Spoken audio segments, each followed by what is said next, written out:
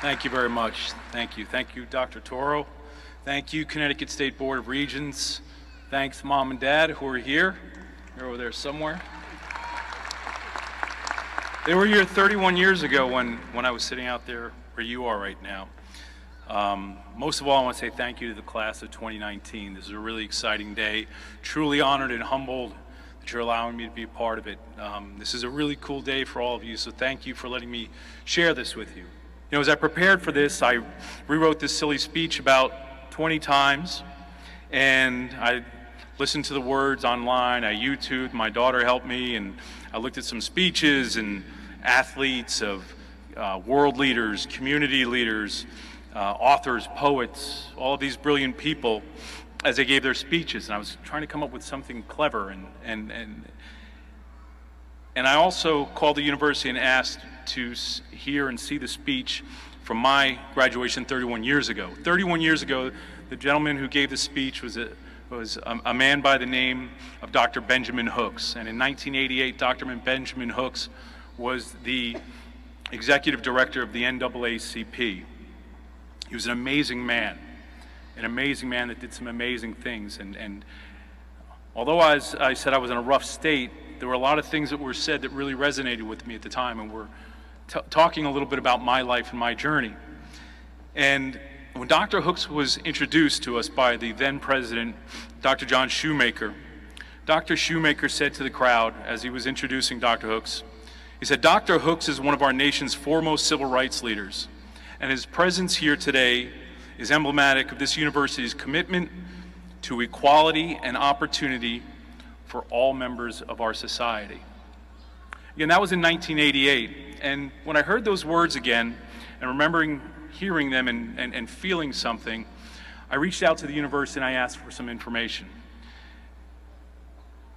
I've said that I'm proud of this university for a lot of reasons. One of the big reasons I'm very proud of this university is in the 31 years since I've graduated and my classmates graduated, Central Connecticut this year, in this group and the group that was here this morning, is graduating 35% more minority students than we did in 1988. Yes.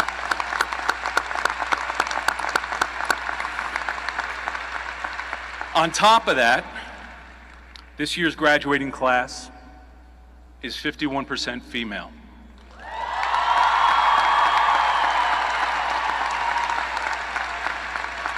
It's pretty amazing. This university has been and is trying to live the promises that they made 31 years ago, and it makes me proud. You know, Dr. Hooks that day spoke about a couple things and some things that resonated with me. He built a speech around 4 words from 4 great leaders. He talked about voting, dreaming, trying, and believing. He spoke of Frederick Douglass, Langston Hughes, Benjamin Mays, and McLeod Bethune. I think if Dr. Hooks was looking down now, he'd be proud of what he gave to this university and what this university has become. I also found out that Dr. Hooks, over my life, I have found that he and I shared a lot of similar visions, a lot of similar dreams, and a lot of similar passions. So like Dr. Hooks, I just want to share a couple of thoughts with you, and I'll be on my way. The 3 things I want to share with you, there's only 3 things. There's 54 years in this life right now, but I only have 3 that I want to share. I don't want to overdo it. But I'm going to ask you when you're done today, and as you move forward in your journey, to please consider these 3 ideas. Be a servant, be resilient, and be loving and graceful. Now, we all have the opportunity to serve in life, regardless of what our role is, regardless of what our position is. We can serve in the workplace, we can serve in the community, we can serve in our own homes. We are all blessed with either time, talent, or treasure. Everyone has at least one of those. Some have more. Those talents that you're blessed with, give them to other people. That is a responsibility that we all have in some way to give back to others. You know, I remember this biblical passage a long time ago that I read, and it stuck with me for a long time. It says, there will always be poor people in the land. And I remember thinking when I heard it that it was about poor, people being financially poor. But as I went through life, I found out that some people are poor in resources, some people are poor in education, and some people are poor in spirit. Again, all of you have one of those gifts. Please give one of those gifts back. And when you give from the heart. When I was relatively young in my career, I had to go to this event, and it was at a mission, a homeless mission, and the person who was supporting it and paying for the event happened to be there that day, and I was like, wow, that's pretty cool. And as the day went on, I found myself working next to this gentleman. And I said to him, I said, you know, it's really pretty cool that not only did you finance this whole operation, not only are you taking care of the people financially and throwing this event, but it's really cool that you're here.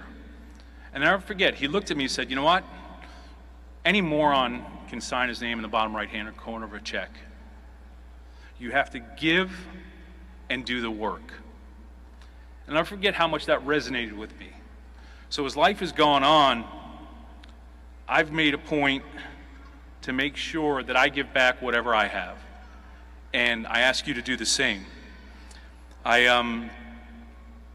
One of the greatest people I've met in my life along the way is a gentleman by the name of Brian Stevenson, talking about being a servant. And Brian is the founder of the Equal Justice Initiative in Montgomery, Alabama. And Brian is one of the world's foremost civil rights leaders. And Brian is far more articulate than I can ever hope to be. And he has a heart of no other person I've ever met.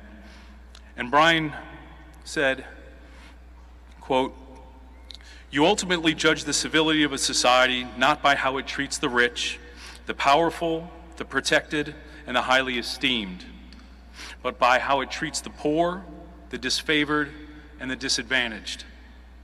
We are all implicated when we allow other people to be mistreated." There's a responsibility that we all have. And I ask all of you, please have a heart of a servant and allow it to somehow manifest itself in some greater good that's beyond yourself and fueled by empathy. Point number 2, be resilient. I know this sounds cliche, and you're going to hear it, and you've probably heard it. Failure is coming one day. You just don't know when, and you'll never be prepared. Sometimes it'll be small failures, sometimes it'll be epic. Several years ago, I experienced epic failure. You know, there was a time in my career I started out and things went well. Became a lead partner with my good friend Bill Belichick up in New England, and we were able to help create this really cool dynasty. And at some point in time, we all get the opportunity to ride the wave.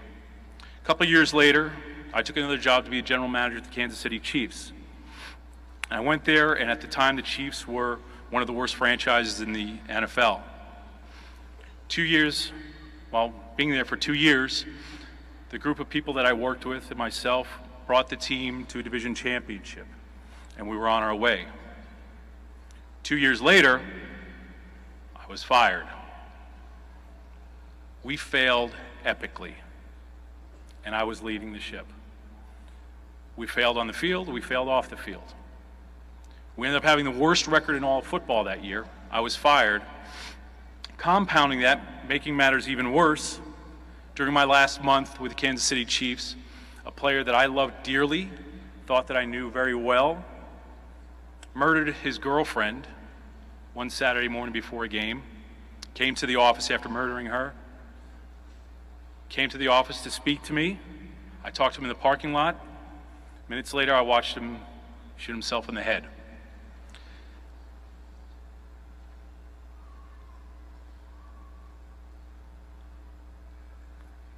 A month later, I was fired. I earned that firing, just like I had earned the success I had before. My point in telling that story is not for sympathy, is not for anything. I remember after that happened, because I was the person in the parking lot with him and trying to talk him out of it, you know, people were trying to victimize me in the sense that they felt so sorry for me. It was horrible, horrible tragedy.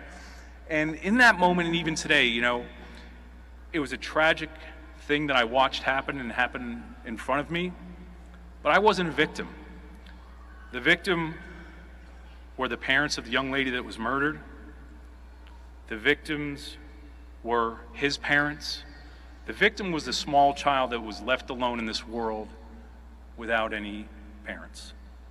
I saw something horrible, but I was not a victim. I was not going to allow myself to be victimized. It was at that moment I learned about real resiliency. And it was at that moment when I was fired that I had to figure things out. I looked to the people that I loved, the people that loved me looked to me, and they helped me. We're all going to have tragedies in our life. We're all going to have failure. Some will be small failure, some will be epic failure.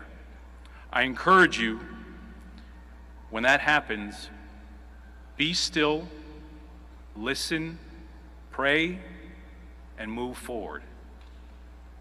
The third and last point that I'd like to make is be loving and be graceful.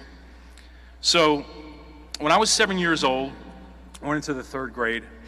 Maybe I was 8. I was an accelerated student. Not really, not even close. My parents, I just heard them laughing. 3rd grade, I had this teacher, Miss Cooper. Miss Cooper was the first black school teacher in our school district where I grew up in New York. Never before. It was rough. It was rough. People were mean-spirited, rude, racist. I'm 7 years old. My friends and I are 7 years old. We don't know what to make of the adults and all the chaos that's going on around Miss Cooper.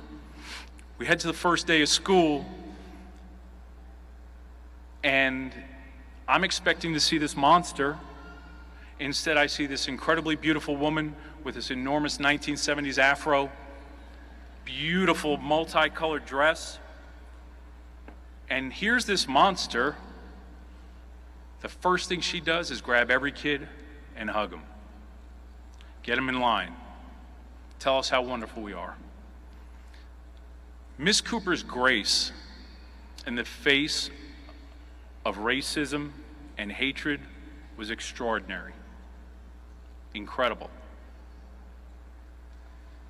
At 7 years old, I watched this woman every single day who was hearing things from, I'm not saying my parents, but many parents, adults in the entire community talking about her, saying very unkind things, saying how ill-equipped she is. How could she be teaching our children?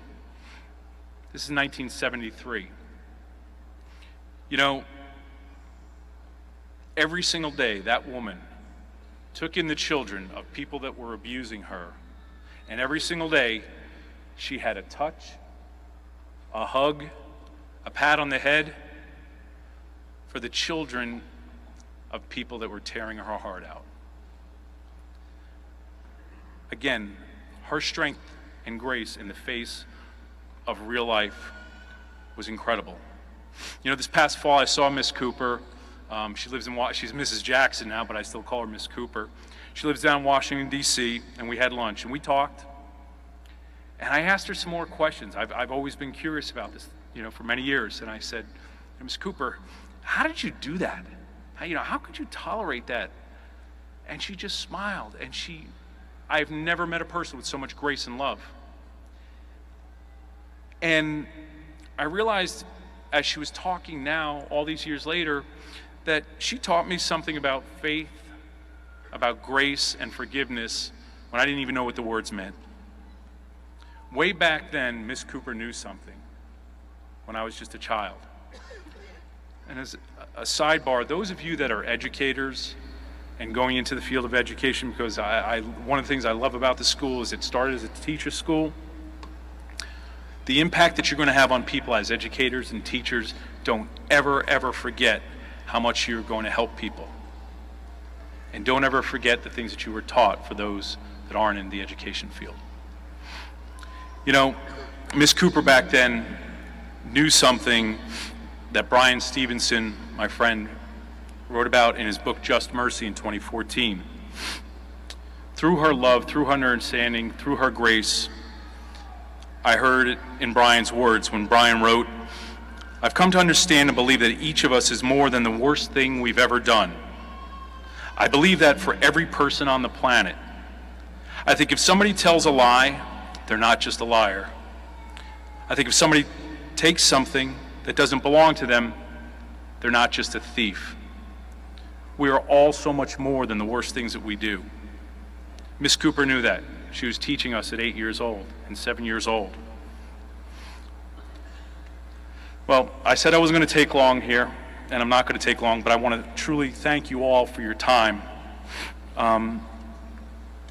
Something else I want to say, you know, I've been blessed to be a part of the good, the bad, the ugly, and all of you are going to have some of those moments in your life. But again, I ask you to remember, to whom much is given, much, much more will be required. Give of your heart, give of yourself, and keep making this world, this university, this country, a better place. Thank you, and God bless all of you. Appreciate it.